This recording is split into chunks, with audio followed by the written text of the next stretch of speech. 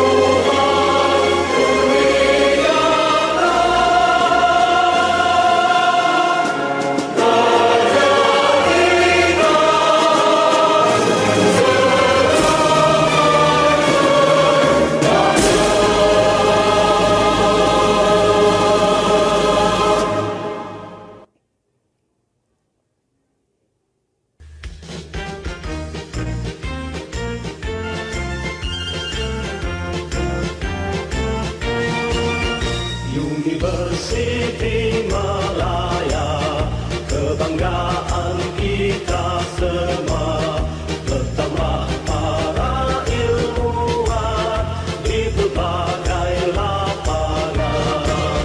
Kami bertekad di hati mencapai cita murni, tradisi kecemerlangan menepati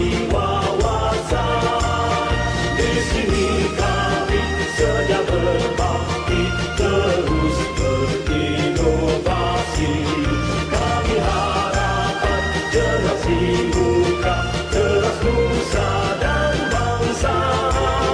Varsity kesayanganku, sungguh banyak jasamu membentuk insan mulia, berilmu berbudaya. Di sini kami sedia berbakti, terus berinovasi. Kami harapkan generasi muda, teras nusa dan bangsa. Varsity kesayanganku, sungguh banyak jasamu membentuk insan mulia, berilmu berbudaya.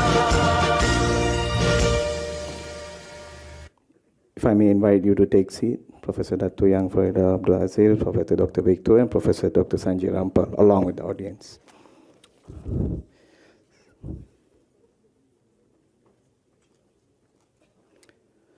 Salam sejahtera diucapkan kepada semua hadirin yang dihormati sekalian. Selamat datang ke syarahan perdana Profesor Dr. Victor Ho Chi Wai Abdullah dan Profesor Dr. Sanjay Rampal, characterised Rampal pada hari yang berbahagia ini. Izinkan saya untuk bertutur dalam bahasa Inggeris untuk sama-sama menghormati dan meraihkan para hadirin dari luar negara. Ladies and gentlemen, I would like to extend our warmest welcome to the Dean of Faculty of Medicine, Universiti Malaya, yang berbahagia Profesor Datuk Dr. Yang Farida Abdul Aziz, the Honorable Professor Dr. Victor Ho Chi Wai Abdullah, Professor of Occupational and Public Health, Department of Social and Preventive Medicine, Faculty of Medicine, the Honorable Professor Dr. Sanjay Rampal, Lekraj Rampal, Professor of Epidemiology and Public Health, Department of Social and Preventive Medicine, Faculty of Medicine. Yang berbahagia Tan Sri Professor Emeritus Datuk Dr. Muhammad Amin Jalaluddin, Professor of Otorhinolaryngology, Faculty of Medicine. Yang berbahagia Major General Datuk Pahlawan Dr. R. Mohonadas, Deputy Chairman, Board of Governors, University of Cyberjaya. Yang berbahagia Datuk Dr. Awang Bulgiba Awang Mahmud, former Acting Vice Chancellor and Deputy Vice Chancellor, Universiti Malaya. Yang berbahagia Professor Datuk Dr. Lekraj Rampal, President Malaysian Council for Tobacco Control Malaysia, Management of Faculty of Medicine, Management of Universiti Malaya Medical Center, distinguished guests, professors, doctors, ladies and gentlemen, who are joining the inaugural lecture virtually and physically today. I am Dr. Bala Murali, and I'm honored to be the master of ceremony for the inaugural lecture of my inspiring lecturers, mentors, and colleagues, Professor Dr. Victor Ho and Professor Dr. Sanjay Rampal. An inaugural lecture is one of Universiti Malaya's most esteemed traditions, celebrating the remarkable journeys of our professors. It offers a platform for them to share their insights, inspirations, and guiding philosophies with the broader community. Today, we are privileged to witness not one, but two inaugural lectures for the first time in the history of Faculty of Medicine, Universiti Malaya, delivered by two distinguished professors from the Department of Social and Preventive Medicine, Faculty of Medicine, Universiti Malaya. Both professors have made significant contributions to their respective fields, and we are honored to be part of this special occasion. Now, please allow me to start off with the first inaugural lecture session. Professor Dr. Victor Ho Chi Wai, a passionate and dedicated expert in occupational and public health, will now share his journey in the field with us in his inaugural lecture entitled A Journey of Discovery, the Road Less Traveled. Ladies and gentlemen, without further ado, I would like to invite the Dean of Faculty of Medicine, Yang berbahagia Professor Dr. Yang Farid Abdul Aziz, to chair the lecture and subsequently introduce Professor Dr. Victor Ho. Please welcome Professor.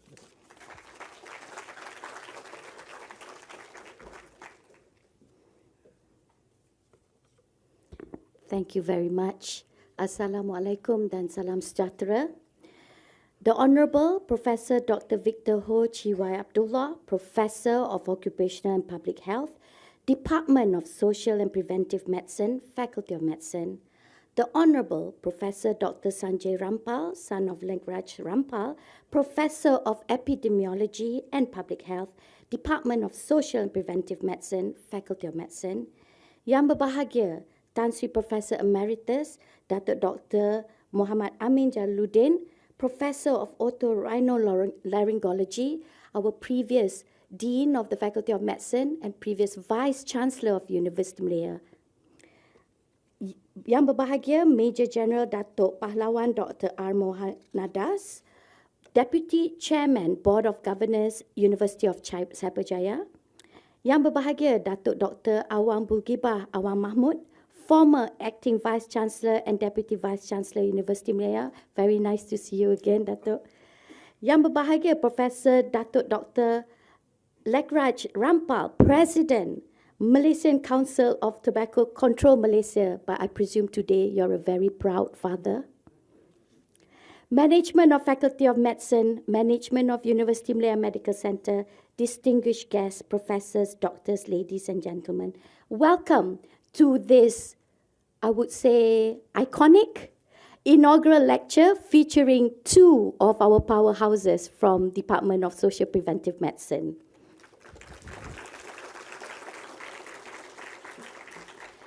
Allow me the privilege of reading an autobiography and salutation on Professor Dr. Victor Ho Chi Wai. Professor Victor Ho Chi Wai is a professor of occupational and public health and currently the head of Department of Social Preventive Medicine at the Faculty of Medicine, Universiti Malaya. He is an academic powerhouse with more degrees than a thermometer. His journey began with a medical degree from the University of Mangalore in 1995, but he did not stop there.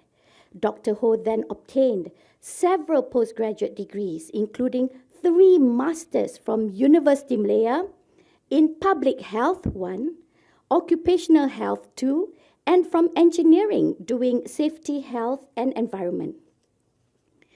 Still hungry for knowledge, he added a master's in occupational safety and health from University of Turin in 2017.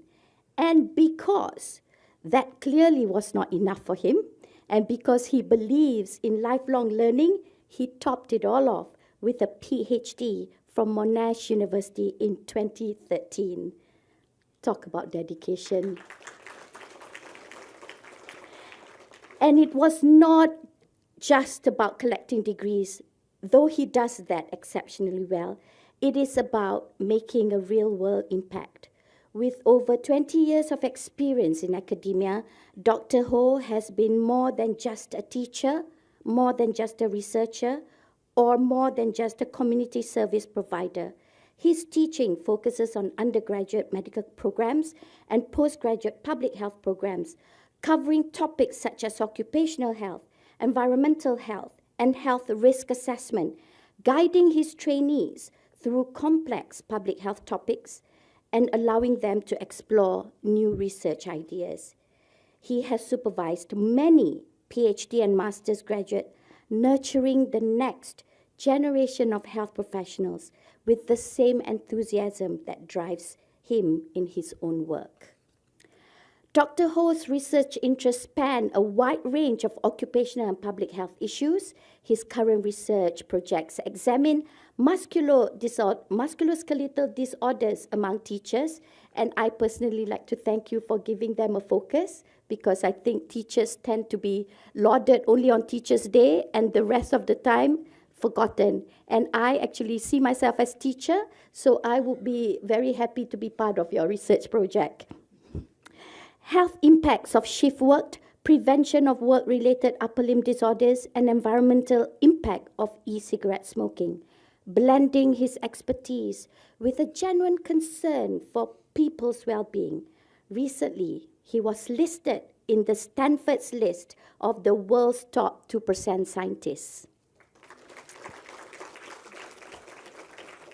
As a recognized expert in his field, Dr. Ho has received prestigious awards and fellowships. He is the Fellow of the Academy of Medicine Malaysia and the Academy of Occupational and Environmental Medicine Malaysia. He was awarded the International Commission on Occupational Health, International Labour Organization, a Master Fellowship. Dr. Ho has also played a pivotal role during the COVID-19 pandemic, providing expert commentary and guidance through media appearances and public health communications. Beyond academia, he's an editor for several medical journals and serves on advisory boards for occupational medicine.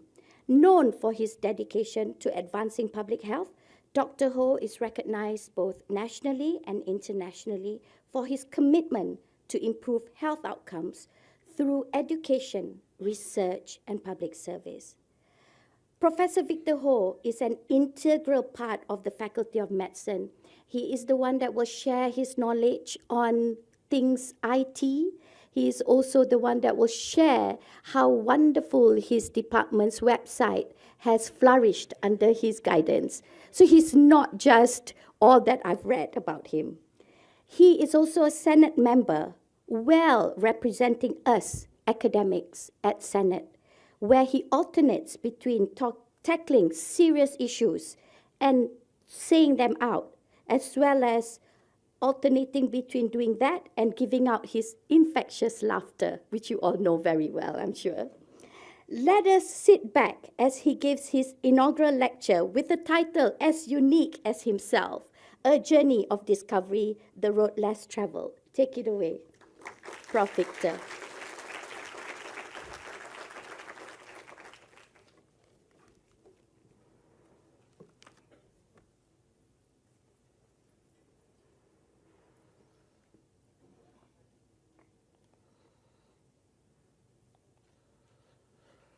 Thank you, Professor Dr. Yang Farida, Dean of the Faculty of Medicine, for the kind introduction. Actually, you have completed my lecture already, so I can now just introduce the Honorable Professor Dr. Sanjay Rampal, Lekrash Rampal, Yang Berbahagia Tan Sri Professor Emeritus Datuk Dr. Muhammad Amin Jalaluddin, thank you for coming today. Yang Berbahagia Major General Datuk Pahlawan Dr. Mohandas, thank you for coming today. It is an honor that you come and join me. And thank you, Datuk Dr. Awang Bugiba Awang Mahmud, for coming out of your retirement to join us today. Right. Hopefully this will be more often than coming out for retirement, so that you can continue to share your wisdom with us. I think your wisdom is very important. And thank you, Professor Dr. Rakesh Rampal, who is one of my godfather actually, not officially, but he always said that, and I believe that, and he guided me very well. Thank you to my mother, which I'm going to share later, and also to my family. All right. Let me start by sharing with you the journey. Wait. So I have a book that I'm going to read. I promise Sanjay Rampal is going to be 45 minutes. So I wish that he know. All right, let's start. All right. Thank you for joining me in my professional inaugural lecture today. I'm going to share with you my journey and the choice I have made that have brought me here today. It was during my secondary school years, almost 40 years ago, that I first read the poem by Robert Frost, The Road Not Taken. Two roads diverged in the yellow woods, and sorry I could not travel both. And be one traveler, long I stood, and looked down one as far as I could, to where it bends in the undergrowth. Then took the other as just as fair, and having perhaps a better claim, because it was grassy and wanted wear. Though, as for that, the passing there had warned them really about the same. And both that morning equally lay, it leave no step, had trodden back like, oh, I kept the first for another day. Yet knowing way leads to way, I doubted if I would ever come back. I shall be telling this with a sigh, somewhere ages and ages hence. Two roads diverged in the wood, and I took the one less traveled by, and that has made all the difference. The sentiment encapsulates the essence of my journey in my professional and personal life. I need to start from the beginning to help you understand the things in my life that have made me who I am today.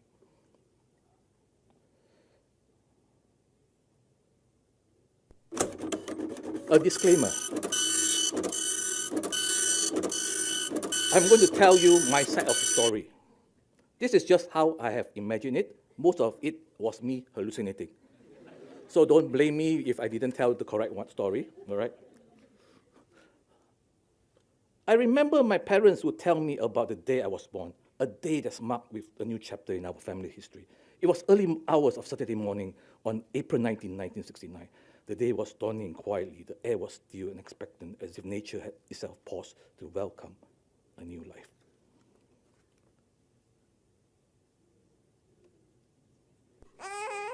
The cry of a newborn was heard in the maternity room of Rumah Sakit Universiti.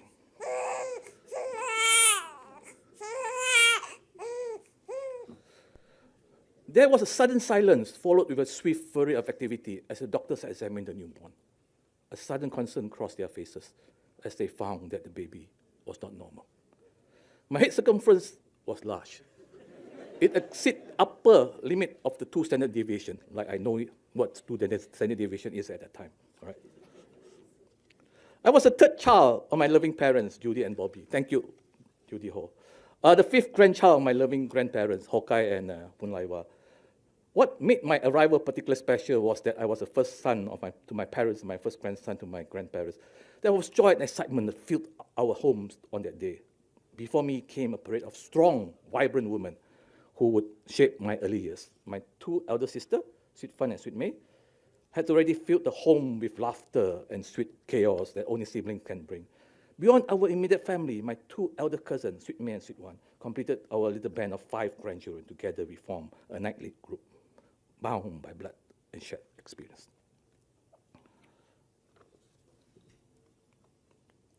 These early years marks my rhythm of my work and joy of reunion, laid the foundation of my understanding of what it meant to belong to a family. It was a time of innocence, a wonder, where each day was an opportunity to learn and grow over the loving guidance of those who come before me. The happiness that filled our home was a reflection of the love, dedication for each family member brought to our shared life. A legacy continues to shape my journey.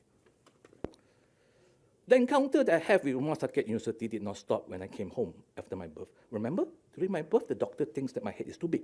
Well, they felt that I need to continue the follow-up at the hospital. I came under the capable care of Professor Dr. K. Sundram, the first pediatric surgeon, and Associate Professor Dr. Jadish Chawla, the first neurosurgeon.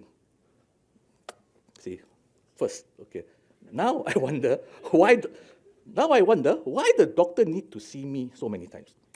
Are they worried, or am I part of a bigger experiment? Anyway, I'm happy. I'm taken care of, and I came out okay. Trips to the hospital was always adventure. I always enjoyed them. It was always me and my mother. My mother is the strong woman, a homemaker, is my nurturer, my caregiver, my educator, my mentor, my emotion anchor and confidant. Thank you, Mother.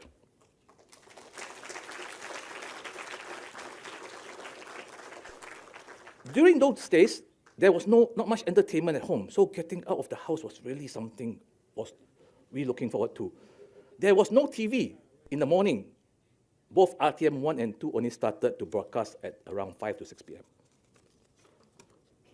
And of course, there was no computer and internet.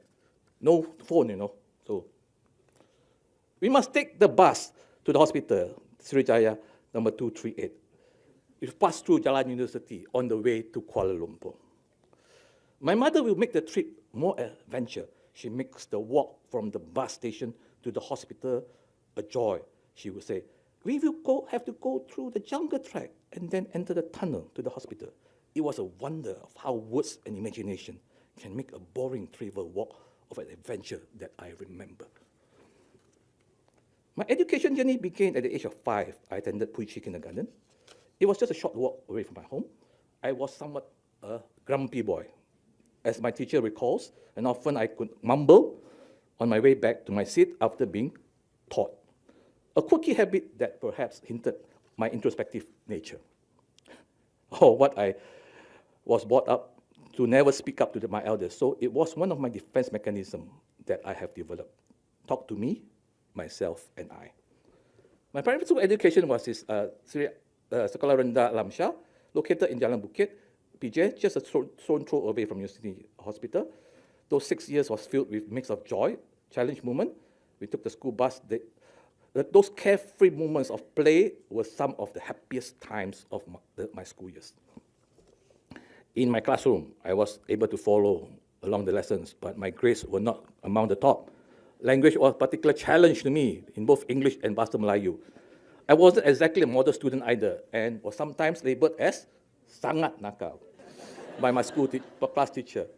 This reputation stemmed from my spirited nature, unique learning style, and that didn't always align with my teacher's expectation and method. The experience being labeled will later shape how I treat my student now. Understand that everyone is special and unique. My secondary school was in Bukit Bintang Boys, or boys' school. Learning in an oil-boss environment had its advantages without the distraction that sometimes come with co-ed settings. I found it easier to focus on my studies and extracurricular activities. The brotherhood among students was strong. Friendship formed one of central pillars of my secondary school experience. Life are not limited to the classroom. The extracurricular activities are where my character development took shape. Being part of Red Crescent Society was a formative experience. We learned essential skills such as first aid, teamwork, leadership, and discipline. That many activities organized by RCS offer numerous opportunity and personal growth. Another significant extracurricular activity was with the Maintenance Club, a rather unique society not commonly found in school. The club's main activities involved Around maintaining and repairing school furniture, we learned the practical skill of woodworking, metalworking, and even welding. The hands-on experience was immensely satisfying, allowing me to work with my hands and see tangible results from our effort. Our club room became the central hub of activity, the makeshift clubhouse where we spent our break listening to music on a portable record player. It was a place of brotherhood, occasional mischief, as we sometimes excused ourselves from class under the pretense of club duties to spend time there. Those moments were integral to the teenage years, contributing to my personal growth and lifelong experience. Our teacher, club advisor, Miss Jacqueline Ho, to not acknowledge our effort in her memoirs, expressing pride in our decision and contributing to the school in her memoir she wrote.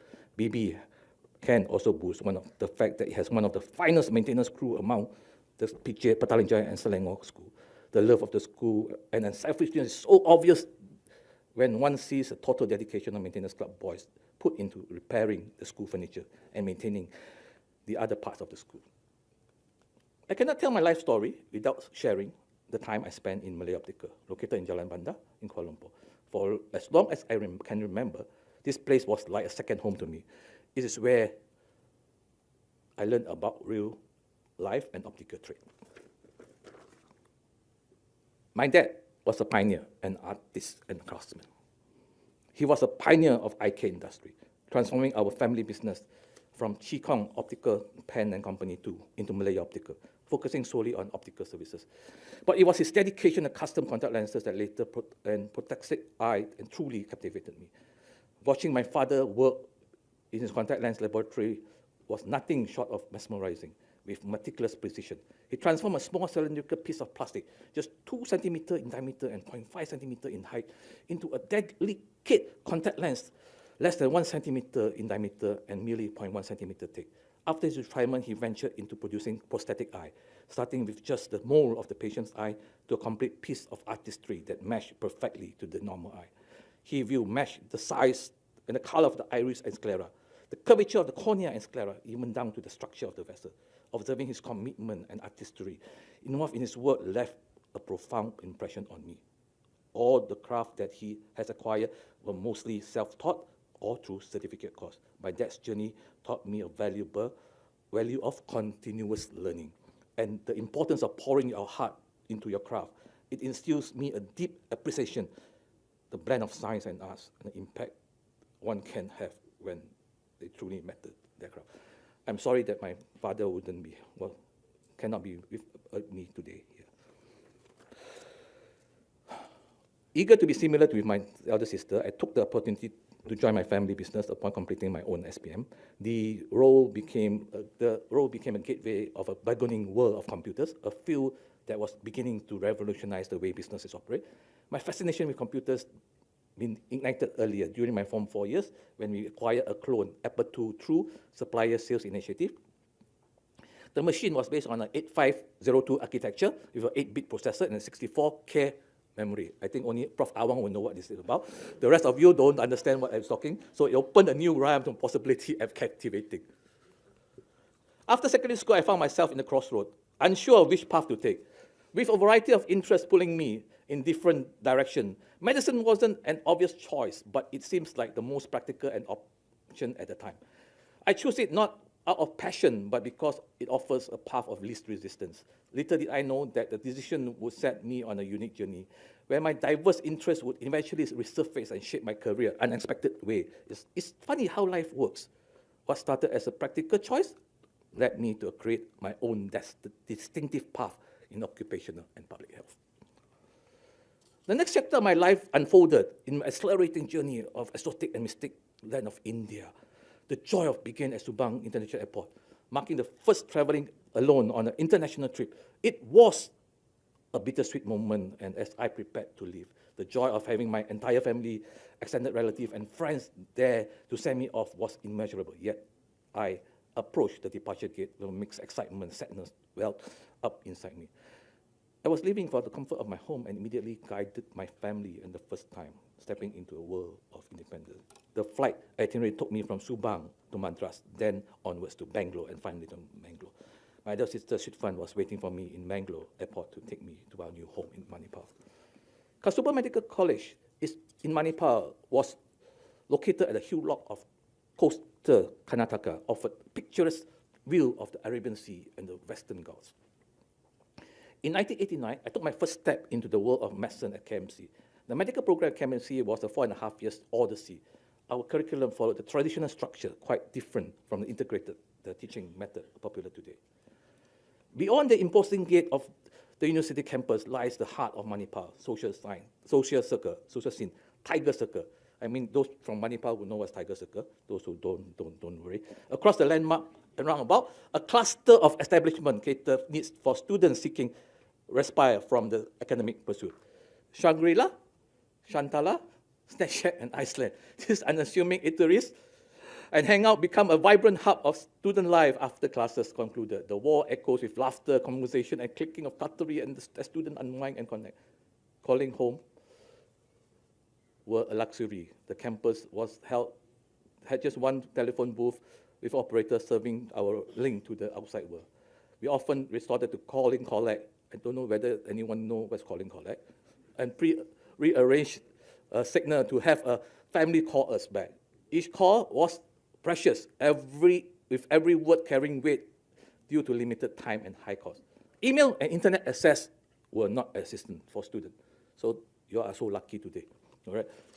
During my study break, I have opportunity to explore some of the most captivating destinations in southern India. The trips not only provided a much needed respite, but also immersed medical students, but also offered valuable insight into the rich tapestry of India and culture and geography. Our return to Goa is an adventure.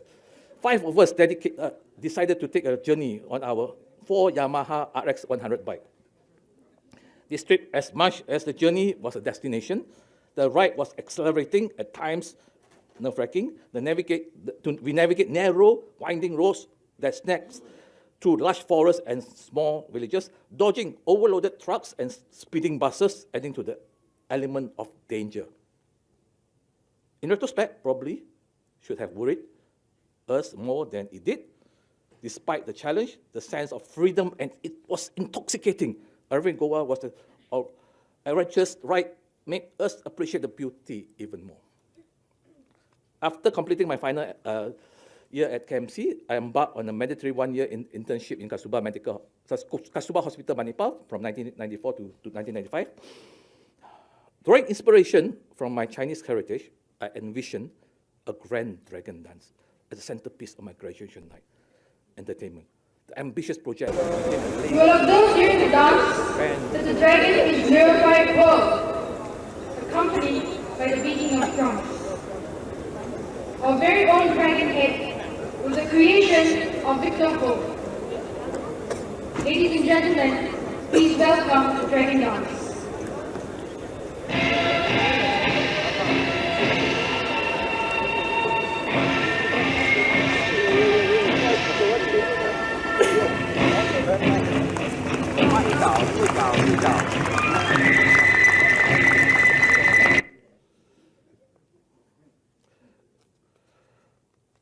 To my relief, after I finished my housemanship, I was assigned to Hospital Kuala Lumpur, close to my home in PJ. The comfort of being near my family and friends seems like a blessing. However, this initial comfort was short-lived when I learned my specific posting, Ward 22, a medical ward headed by the renowned Datuk Seri Dr. Muhammad Ismail American. Ward 22 was a grueling time. However, it made me more confident in my work and encouraged me to face the rest of my posting. My subsequent posting was a breeze. Looking back at the housemanship, I wouldn't change this experience for anything. The rigorous training by Dr. Ismail American and his team molded me into a more attentive, thought, and responsive doctor. The training laid a strong foundation in my medical career. It taught me the importance of attention to detail, continuous learning, and resilience to face the high pressure. I learned to approach every aspect of patient care with utmost seriousness, treating each moment as a potential life-changing. As I reflect on my career, the transition from clinical medicine to public health stands out on a pivotal moment. It was a journey that began with uncertainty and trepidation, was ultimately led me to discovery of my true calling.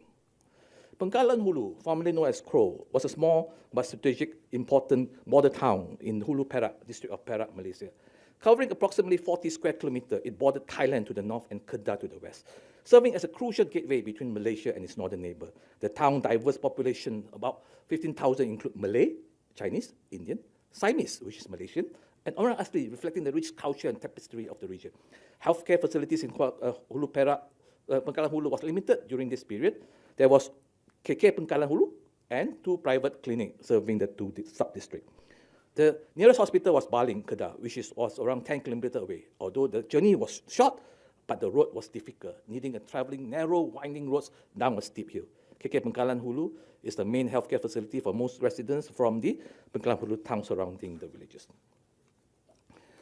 KK Bengkalan Hulu empowers various department, units, and teams. The outpatient department, klinik kesihatan ibu dan anak, pharmacies, a medical laboratory, school health team, mobile health team, vector, water supply, environmental health unit or BAKAS. Additionally, within Bengkalan Hulu coverage area, there was Clinic Desa located in Kuat Luar, Felda Nenering, Tasik, and Kelantan, and of course a border health post between Bengkalan Hulu and Bitong in Thailand. Working in KK Bengkalan Hulu required a new set of skills that I hadn't acquired in medical school or during my time in HKL. As a medical and health officer, my responsibility extended beyond the clinical duties to include overseeing public health aspect for the area to serve by the KK. Suddenly, I found myself leading and managing nearly 40 staff members, many of whom were senior in both age and experience. This transition was both challenge and opportunity of growth. The leadership experience I had previously, and leveraging on the general order. I think all of you should know what's a general order. If you're working in government, you should know general order. If you have not read general order, that means something is wrong. Was also crucial. My leadership approach involved understanding each and everyone's role, responsibility by listening to staff members in charge of specific activities. I practice management by walking around to engage with all the staff at place of their work. My duties were multifaceted and demanding, from admission to administration to running OPD, ANC, and child health clinic, running school health programs, supervising 4 clinic testers, and running mobile health clinic. In addition, my role included overseeing the vector and BAKAS units and also border health. It was a role that took me out of my typical doctor sitting in a clinic waiting for a patient to out and about in the community assessing the implementing public health program. So I don't need to sit in the clinic. In addition, I was involved in various health promotion activities. Organizing these activities was a significant part of my role, including PROSTA, Campaign Cari Hidup Sehat, Forum HIV. This opportunity to organize these activities further enhanced my leadership and organization skill. In Bengkalan Hulu, I learned that true healthcare goes beyond numbers and chart. A simple food basket program taught me the profound importance of understanding the community's social fabric, forever changing my approach in public health. My role unexpectedly expanded from doctor to teacher when a junior midwife joined our clinic. By transforming our routine checkout into a hands-on training session, I watched this young professional blossom, their newfound skill saving life in ways I could never have imagined.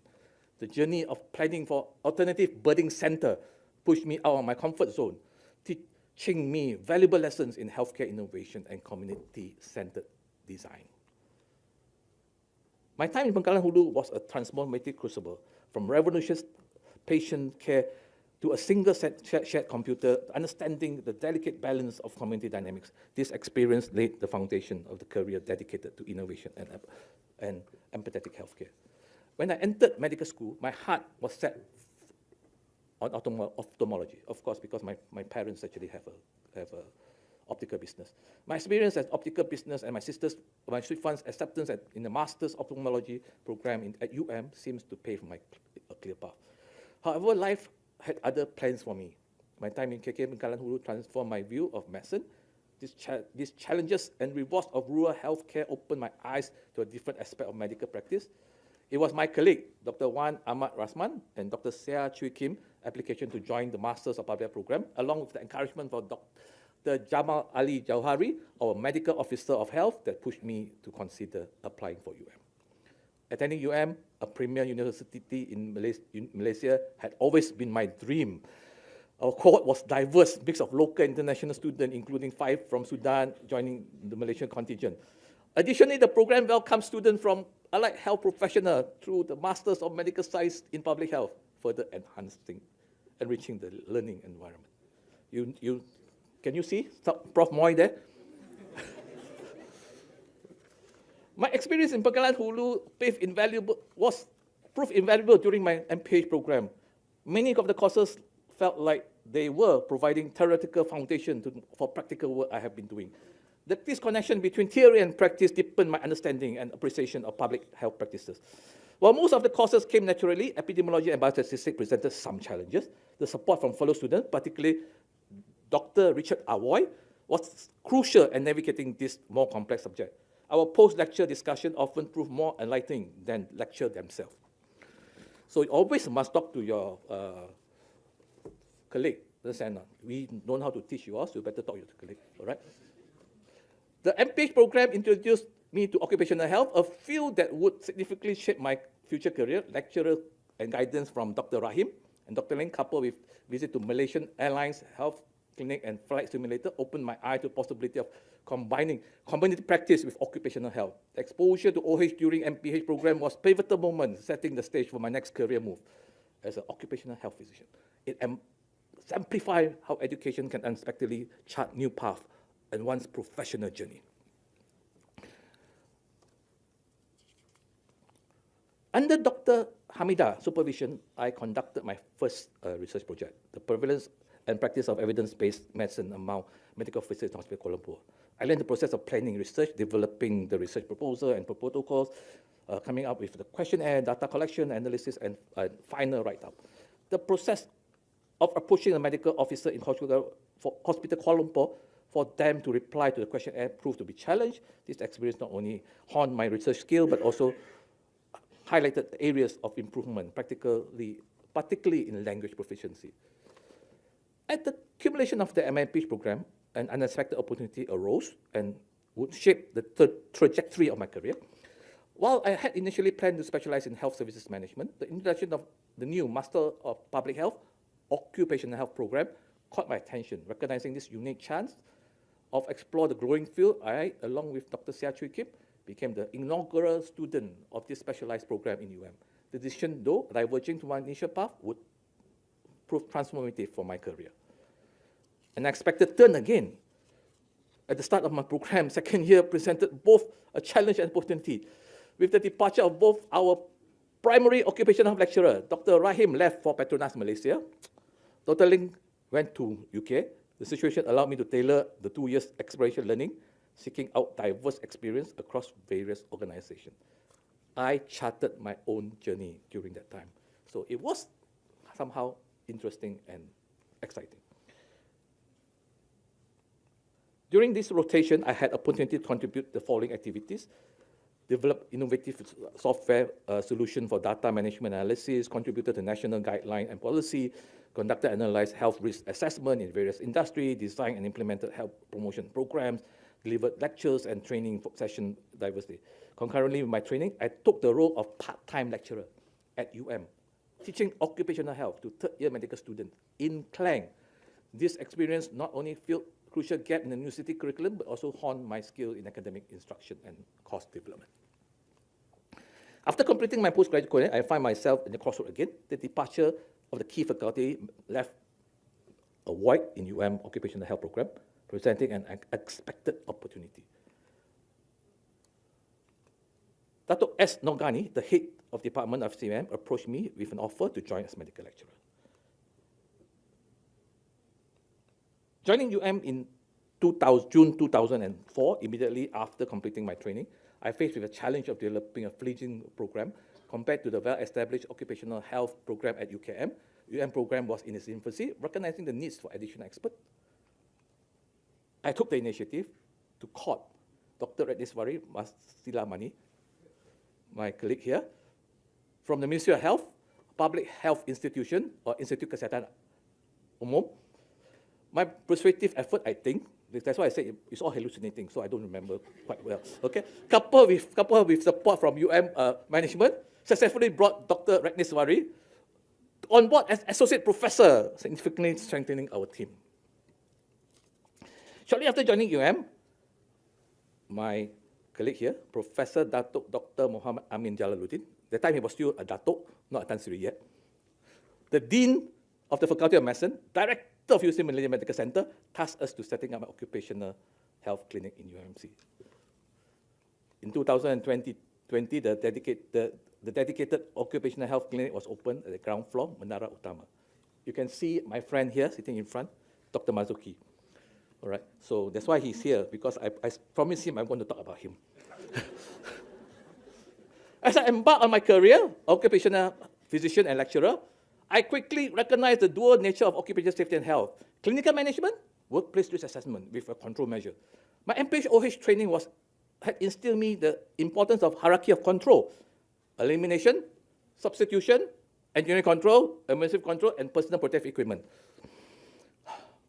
While I was confident in my medical experience, I realized that my advice on engineering control might not carry same weight as part of the experienced engineer. A memorable incidents were where a consultant dismissed my recommendation about airflow in an isolation ward underscores this limitation. Seizing on an opportunity, I enrolled in Master of Engineering, Safety Health Environment program at UM Chemical Engineering Department. The executive program conducted on weekends allowed me to enhance my knowledge in safety and health engineering without disrupting my work schedule. The program presented challenges, particularly in engineering-focused courses like quantitative risk assessment and air pollution control. However, I persevered, completing the taught course in 1 year and research project on chemical health risk assessment in a hospital laboratory the following year under the supervision of Dr. Che Rosmani Binti. In 2008, I proudly added third master's degree to my qualification, significantly boosting my credibility in engineering aspect and occupational health. Between 2004 and 2008, we had a successful expanded our occupational environmental health unit within SPM. This growth was crucial, the department's future and ability to pursue further for me to pursue further study. We were fortunate to recruit two new medical lecturers, Dr. Aslan Daros and Dr. Anselm Suting, both graduate from our Master of Public Health Occupational Health program. Additionally, we brought on board a trainee lecturer, Dr. Mazuki Isaha, who was initially enrolled at the MPH-OH program, but later transitioned to a newly introduced Doctor of Public Health program due to the curriculum change in 2008. These new faculty members joined our existing team. Together with staff nurse Hasrina and Ms. Nor Fatalina, we have a strong team. This expansion provided necessary support structure for me for my impending absence. Before my PhD journey, one of the key responsibilities was managing the SPM website. To ensure continuity and quality of our program, I developed a comprehensive guide to managing the SPM website. This document was specifically created for Dr. Aslan, who would be taking over the responsibility. This detailed handover document was designed to facilitate a smooth transition, maintaining consistency and quality of our department's online presence. Beyond the website management, I also worked closely with my colleague to ensure the smooth handover of my teaching responsibility. The opportunity to pursue doctorate studies in Melbourne, Australia, brought me new levels of excitement and challenge. Unlike my previous academic journey, this time I was not alone. My young family, my wife, our 7-year-old daughter, Natasha, now she's much older, and our 8-month-old son, Daniel, would be accompanying me to Melbourne, Australia. Embarking on my PhD under Professor Malcolm Sim's supervision at Monash Centre Occupational Environmental Health, or MONCO, Monash University in Australia, proved to be a pivotal decision of my academic career. My PhD project focused on Australian nurses' work and health study, part of a larger international CUPID, or Cultural Psychosocial Influence on Disability study. This 12-month prospective study investigated factors associated with musculoskeletal disorder among nurses in 3 Melbourne hospitals, the Alfred, Caulfield Hospital, and Centurion Hospital. Faced with the delays of obtaining the critical approval, I proactively developed a Plan B, a Cochrane systematic review on ergonomic intervention to preventing work-related upper limb disorder. This approach, inspired by Professor Jason Teo teaching, proved invaluable in maintaining research momentum and broadening my...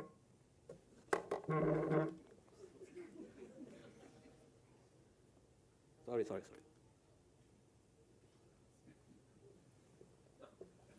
Okay, sorry. All right. Plan B, okay, prove invaluable in maintaining research momentum and broadening my scope of my work. The support of my supervisor, Professor Malcolm Sin, Dr. Helen Kelsel, and Dr. Donna Ukert was instrumental in navigating complexity of doctorate study. The PhD journey was not just about academic achievement, it was a period of significant personal and professional growth. It honed my skills, research methodology, data analysis, and scientific writing. The opportunity to present findings at international conference in Melbourne, Bangkok, and Oxford further broadened my academic career. After completing my PhD, I went back to the department. Dr. Mazuki, who now have completed their PhD, joined as lecturer in 2013. With his addition, they experienced our exciting faculty members in occupational health. We plan to expand the occupational health program. However, this expansion was soon hindered by the departure of several key colleagues. Dr. Aslam Suting left for teaching position in Universiti Malaysia, Sarawak, in Kuching, Sarawak. Dr. Aslan Daros moved to Social Security Organization, and Associate Professor Dr. Redeswari Masilamani took an early retirement. This period highlighted the complexity of maintaining our growth as an academic program in occupational health, but it also underscored our commitment to continuing improving work we have established. Despite the challenge, Dr. Mazuki and I promise him I'm going to mention his name many times, remain dedicated to our roles, ensuring the continuity of our teaching program. It was a pure coincidence that led me to embark on my 4th master's program. In 2015, while submitting an abstract to the 31st International Congress for Occupational Health in Seoul, I accidentally ticked a box to participate in a competition for a partial grant to study a Master of Occupational Safety and Health at the International Labour Organization International Training Center in Turin, Italy. I wasn't looking to embark on another master's degree. Little did I know that this small action could lead to an incredible journey. During the International Commission of Occupational Health Congress in Seoul, I was overjoyed to hear my name announced as one of the 2 winners of the first ICO Master's Fellowship. My MOsh journey began in September 2016 with online learning. The highlight of the program undoubtedly was the residential component in Turin. This final achievement of obtaining cum laude for the Master of Occupational Safety and Health at University of Turin was a testament of hard work, dedication I put in my expected academic journey. When I reflect on my career, I often struck by how much it has been shaped by unexpected opportunities and the willingness to venture down the road less traveled. While my academic pursuit was cornerstone of my professional life, it is the leadership roles that an innovative project I have undertaken that have truly broadened my horizon and allowed me to make a lasting impact on the field of occupational health. As I reflect on my research journey, I'm astonished how far I've come from the early days of my MPhD student. The Cupid study during my PhD was a game changer. It was the first time I was involved in an international project. In addition to the Cupid research, I completed Cochrane systematic review. Beyond my PhD, I have been involved in many research projects. The cluster project, which was the brainchild of Professor Dr. Moi Fong Ming, must mention her name, focusing on the clustering of lifestyle risk factor among school teachers in Malaysia, was another significant achievement. Thank you, Prof. Moi, for including me in the research project. When the COVID-19 pandemic hit, I found myself applying my research skills in an engineering background to urgent public health challenge. At the time, due to the shortage of masks and respirator around the world, everyone was researching on ways to sterilize and respirator. Working together with Insignio Dr. Muhammad Ridal from the Department of Mechanical Engineering, Faculty of Engineering, we received a grant to develop and test facial respirator hybrid decontamination method using ultraviolet irradiation combined with hydrogen peroxide vapor.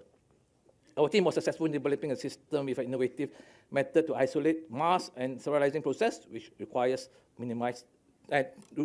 a requirement to minimize cross-contamination. It won gold medal at the fourth World Invention Academic Conference in Seoul, South Korea, and the silver award at the Malaysian Technology Expo of MTE 2021 COVID-19 International Innovation Award. Another project that Dr. Rida and I participate with Associate Professor Dr. Jacob John from the Department of Restorative Dentistry, Faculty of Dentistry. Dental process due to this proximity with patient is an aerosol generating process. The danger of transmission of COVID-19 virus was high. We embarked on a project to design aerosol collecting for dental treatment minimized. The project won silver medal at the MTE 2021. The final project that we took together was to analyze indoor airflow for infection prevention. The project focused on use of computational flow dynamics in investigating outbreak of airborne pathogen. CFD modeling was used to understand the transmission of dynamics of airborne pathogens. During my time at UM, I have the privilege of traveling to many countries for academic engagement and the research process among them Indonesia, Cambodia, Nigeria.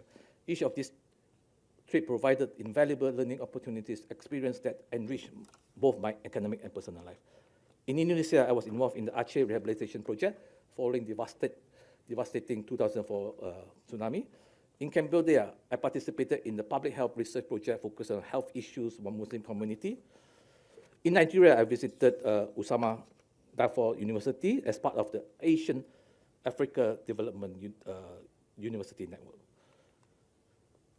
My journey into the world of academic publishing began with a significant milestone. The publication, my research project from my MPH Occupational Health. This project, which was published in the Journal of Universiti Malaya Medical Center, JUMEC, in 2006, marked a crucial turning point. I'm sorry to share that this journal, they're going to stop it, so no more easy publication. It was during my PhD studies in Monash University, Australia, that I truly began to develop my skills and confidence in writing and publishing academic paper. The process of publishing my first paper based on the findings of Australian nurses' work health study was pivotal learning experience. Under the guidance of my supervisor, Malcolm, who was the editor-in-chief, Occupational Environmental Medicine, one of the key journals in the field, I learned the intricacy of submission process, including making correction and responding to reviewers. I'm deeply honored that I was named the 2% scientist of the world by my field by Stanford University, El Salvador. This recognition is not just a personal achievement, but a testament of importance of our work, occupational and public health, at the University of Malaya. My journey to the world of peer review began with the invitation by Asia Pacific Journal of Public Health in 2007. This initial engagement marked the beginning of a significant phase of my academic career. My involvement in reviewing manuscript accelerated during my PhD studies in Monash.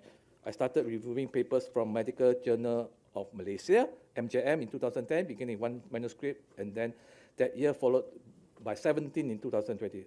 Over time, I have reviewed 330 reviews and 228 manuscripts over the 35 peer review. I was fortunate to be accepted as a member of the MJM editorial board in 2014 under the guidance of Professor Dr. Lekras Rampal, the editor-in-chief of MJM. I not only improved my roles as a member of the editorial board, but also gained valuable insight into leadership and communication. Thank you, Datuk. I was awarded Best Editor Award for 2019 and 2021 and 2023 and 2024. I'm deeply indebted to Professor Dr. Lekras Rampal, who proposed me to succeed him as the editor-in-chief in MJM, position he held from 2014 to 2024. His mentorship and advice have been instrumental in my growth, and I'm honored to continue his legacy in this essential role.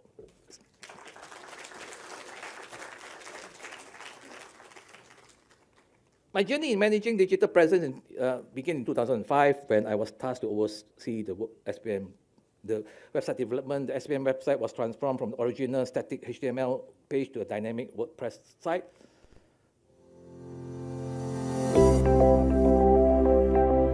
I will not play the whole video. The whole video is very long, so I'll just play part of it. So the SPM website contains, in addition to managing the SPM website, I was involved in managing a social media presence across multiple platforms since 2008, from Facebook to LinkedIn and to X pages, and also we have our own YouTube channel. This was 2008. It's the first Facebook page for our alumni group in UM. As I reflect on my journey, it's clear that technology has been the constant companion, shaping my approach to teaching and learning profound ways. When I joined my passion was integrating technology to teaching also grew. Familiar with web technology, began to change the Western website. I began posting occupational health lecture notes for MBBS students online in 2005. At the time, online notes are not widely used, and the learning management system was still in infancy. The introduction of Spectrum from Moodle-based LMS around 2001 was a significant milestone. I quickly adopted to the tools available, including developing interactive lectures using H5P plugin. H5P allowed me to create, share, and reuse HTML5 content and further enrich learning experience. Innovation offered the rise of necessity. During my session at the research method course in the MPH program, I was scheduled to teach EndNote bibliography software, but the timetable clashed with other commitments and make it impossible. Instead of recycling the class, I wrote the brief guide to using EndNote X6, the step-by-step guide that covered everything from navigating the library windows to inserting references to the Microsoft document. This guide proved invaluable to students and is easy to follow and accessible at all times.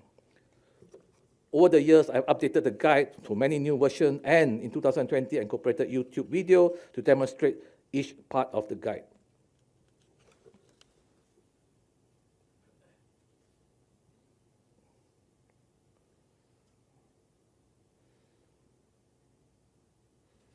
All right, it's too long, never mind. Later you can see if you want to. All right. Innovation is not just about making things more accessible and user-friendly. It's also about significantly reduced workload in a long time. When introduced the concept of micro-credentialing and required each faculty to create MC courses, I saw the opportunity. We identified the occupational health course as a potential candidate for MC and decided to convert 4 of our modules into 2 MC courses, occupational safety, health and hazard, and risk assessment and management. This course will publish in Future Learn platform on expert track. This was the first expert track by Universiti Malaya. The innovation didn't stop there. During one of the OH sessions, the student requested notes from the expert track course. I realized that the volume of information we had created on expert track could be compiled in the book. Thus, we published the notes on occupational health, managing hazard and risk at work with Grand Press. Anyone who is interested can buy it outside. It's now on a discount, 75 ringgit. All right, Dr. Lim would be the selling for you, to you. My love for environmental health began during my time at MNHO in Pengalan Hulu. When I joined in 2004, my primary focus was in developing occupational program. Environmental health took a backstage and until the chance in 2013, where I basically started my career in EIA, and after that, I led the certification, open door, and facilitated me the world of environmental health consultancy. So I have done many projects from aluminium smelting plant to electric tram to gold refinery and to petrochemical factories. A pivotal moment came when the late Professor Emeritus Datuk Dr. Khairul Anwar Abdullah invited me to join the Academy of Science Malaysia team for the Association of Academy of Society of Science in Asia, AASSA, Climate Change and Health Project. The responsibility accumulated in our final report. Following the unfortunate passing of Dr. Khairul Anwar, I was asked to lead the project. The responsibility accumulated the final report of the report. So that leads to basically my next venture, which is to be a member of the Health Nexus for Academy of Science National Planetary Health Action Plan team, which we would come out with the report very soon. Throughout my career, I have been privileged to contributing in various professional associations, society, both nationally and internationally. It has also led me to various awards I received over the years. Of course, event organization, my journey in event management began in secondary school in track club and was further developed during my time in Kasubah Medical College. Since joining in 2005, I have organized numerous workshops, seminars, and conferences. As I reflect the challenges period during COVID-19, I'm reminded of how my background in occupational and public health became a crucial in navigating the crisis at UMC. The experience was testament to the power of applying occupational safety and health principle in the real world, high-stake situation. Looking at addressing human health elements in our healthcare workers to innovating under to pressure on online risk assessment system to engineering solution for creating spaces, safe spaces in the hospital.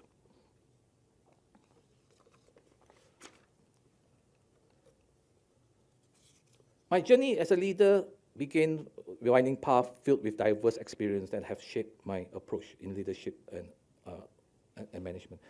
It's a journey that began long before my current role, rooted in the formative experience of my youth and career. Current role, the journey has led me to a current position of Head of Department of Social Planning Medicine, Faculty of Medicine, Malaya. The role presented a new challenge, shifting focus from managing staff to leading and attracting academic talent. As I stand here today, delivering my professorial inauguration, I'm reminded of the words of Robert Frost that have guided me through my life. Two roads diverge in the wood, and I took the one less traveled by, and that has made the difference. This sentiment has been the cornerstone of my journey as occupational and public health. My journey, which began in a quiet April morning of 1969, has been a continuous discovery and growth. I reflect on my journey from a young boy in PJ to a professor of occupational public health. I'm struck at how each experience, each decision to make road less traveled has shaped my approach to research, teaching, and community engagement. As we face new challenges in occupational and public health, I'm reminded that innovation often comes by taking the path less traveled. My optimistic outlook continues to guide me towards the growth and discovery in our field. To the aspiring professional and student here today, I encourage you to embrace your own unique qualities and to seek out the road less traveled in your journey. Be open to new experience. Never stop learning. Always strive to make positive impact in your chosen field. The road continues as I look forward to the discoveries and contribution we will make together in the years to come.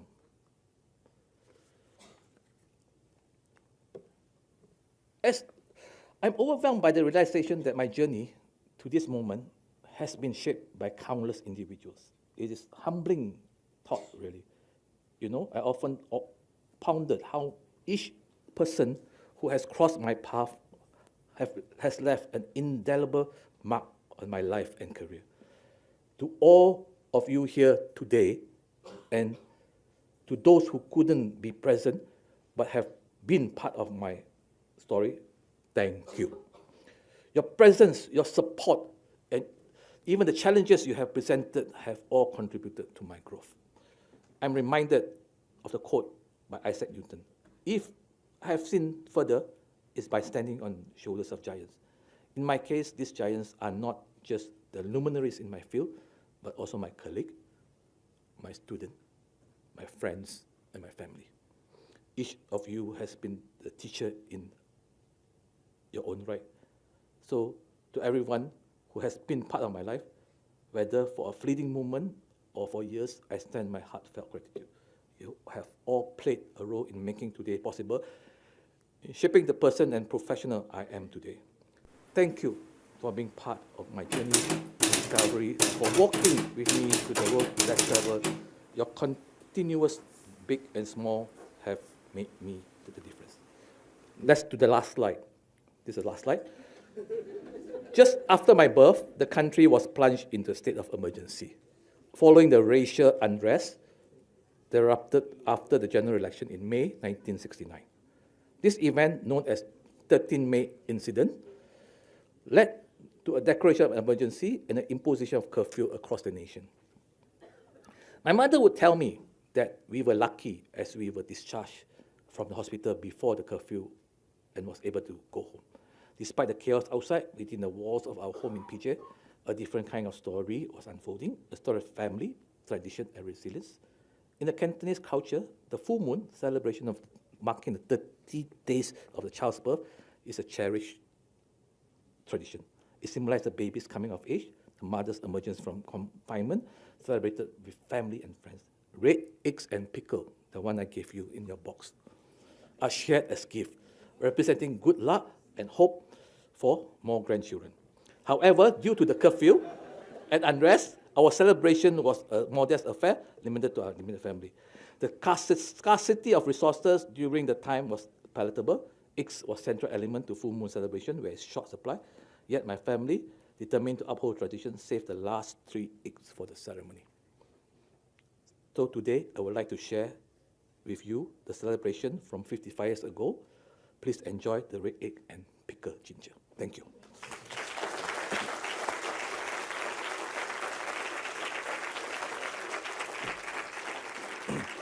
Thank you very much, Prof. Victor, for your very inspiring and exhilarating lecture. I would like to invite Professor Dr. Yang Farida back to the podium to summarize and conclude Prof. Dr. Victor Ho's inaugural lecture.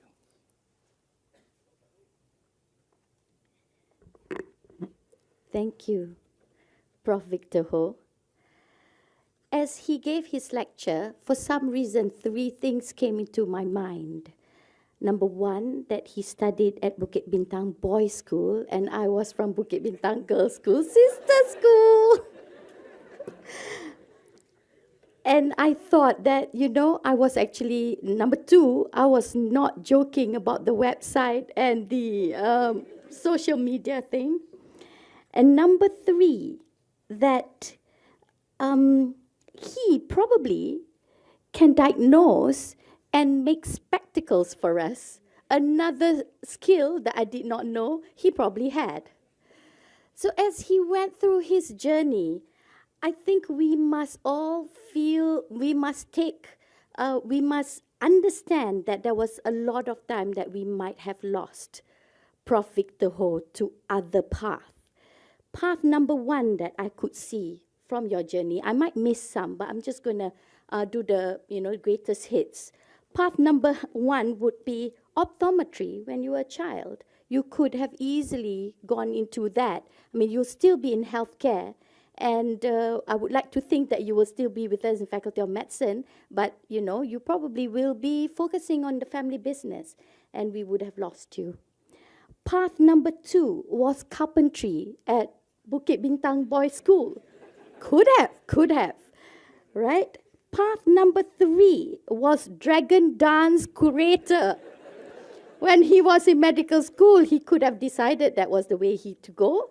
And I don't think this was an actual career path, but I'm going to put it there, Mat Rempit, as he went through that, cycling and as depicted from the cover of the book.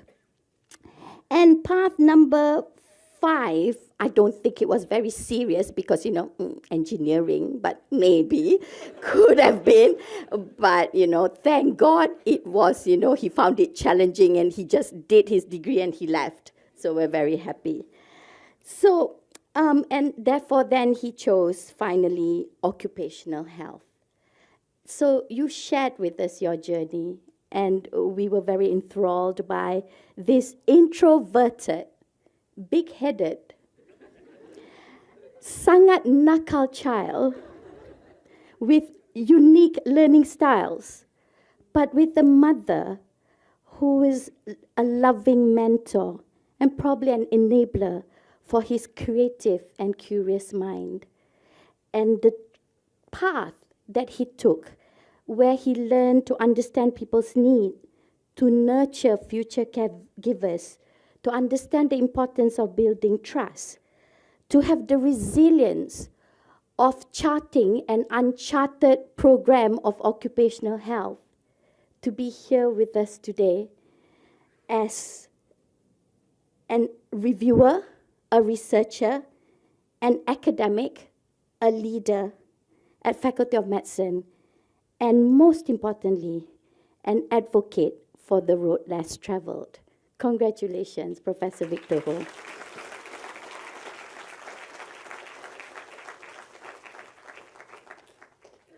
Thank you, Prof. Yang. I would like to conclude. I'd like to invite Professor Dr. Yang and Professor Victor for a brief photo-taking session.